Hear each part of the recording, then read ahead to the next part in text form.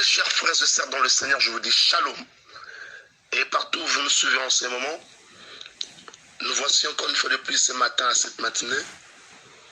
Par la grâce de Dieu, nous venons apporter la parole, ainsi que nous nous approchons encore une fois de plus dans la présence de Dieu. Prions.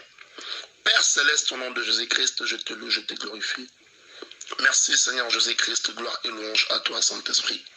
Les communicateurs indispensables de la grâce, ils seront tous enseignés de Dieu. Grande sera leur prospérité. Père, nous venons auprès de toi. Pardonne nos péchés, pardonne nos iniquités.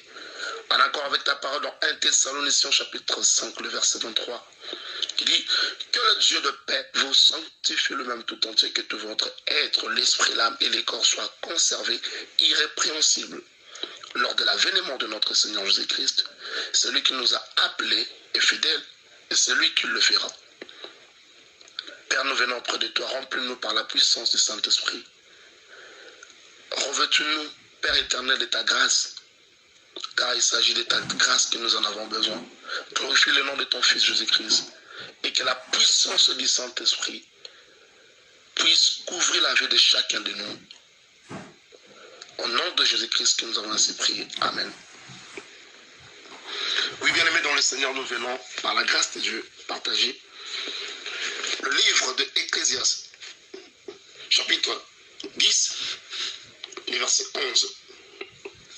La Bible dit, si les serpents morts faute d'achantement, il n'y a point d'avantage pour l'achanteur.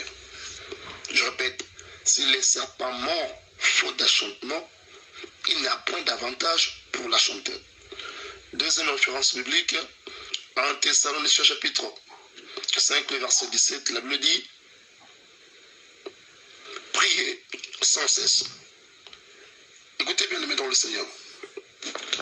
Quand nous allons lire le livre de Ecclésiaste chapitre 10, le verset 11, je me bien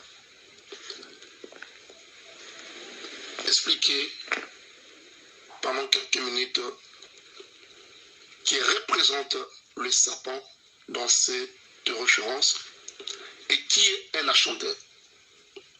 Le serpent représente le diable et l'achanteur représente le ministre serviteur. Écoutez bien, aimés dans le Seigneur. Dans la leadership spirituelle, il faut tenir compte de la discipline pour arriver jusqu'à la fin de ton ministère. Je répète. Dans la leadership spirituelle, il faut tenir compte de la discipline pour arriver jusqu'à la fin de ton ministère. Pourquoi j'insiste sur ce point?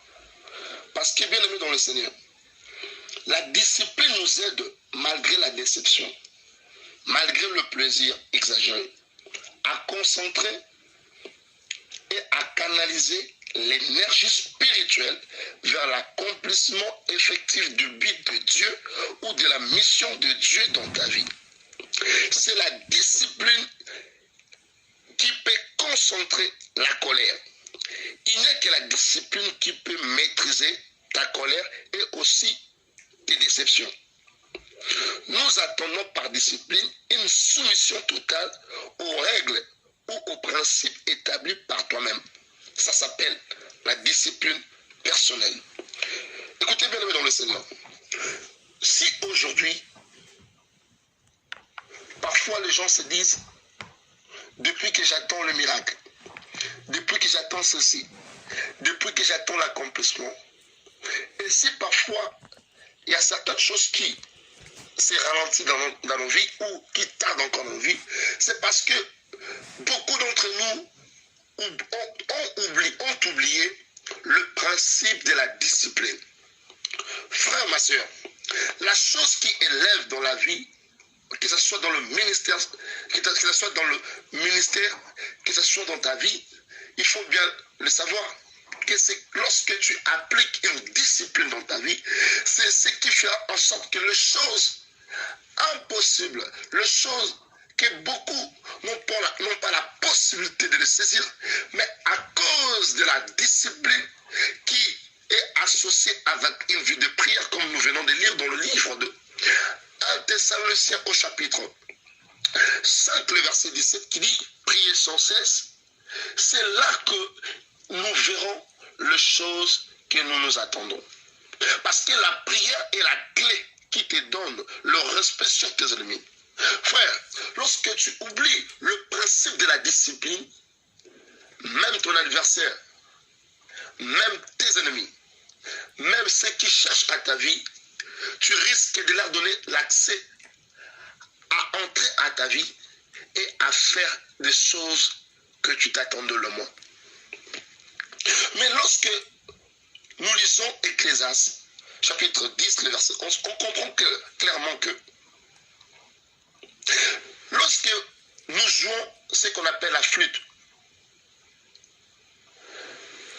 vous savez, quand on joue au flûte, il y a ce qui se passe. C'est-à-dire que celui qui joue au flûte, c'est quelqu'un qui est en face du serpent. Et celui qui joue au flûte, c'est quelqu'un qui doit bien jouer le flûte. Pourquoi? Parce qu'il est devant le serpent et le serpent, le sifflet qui sort du flûte, c'est ce qui fait en sorte que ça puisse endormir le serpent. Si celui qui joue au flûte, qui est un enchanteur, n'arrive pas à jouer, carrément, il fait face à un danger. C'est-à-dire que notre adversaire, c'est le diable. Lorsque on ne sait pas à qui on a affaire, frère, ça devient un danger déjà devant nous. Beaucoup des enfants de Dieu ont perdu le sens de la vie de la discipline. Beaucoup des enfants de Dieu ont perdu le sens de la clé de la prière. Pourquoi?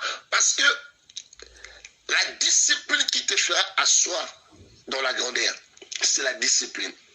C'est la discipline qui va te propulser. C'est la discipline qui te fera éviter certains combats invisibles que tu t'attends le moins. C'est la discipline qui te fera échapper au combat du monde des ténèbres. C'est la discipline qui élèvera ton ministère. Dans le ministère, celui qui n'avance pas, carrément il recule. Parce qu'il a prêté attention aux choses inutiles. Enfants de Dieu, écoute-moi. Serviteurs, servantes de Dieu, appliquons dans la grâce que nous avons, appliquons au don que nous avons, la vie de la discipline.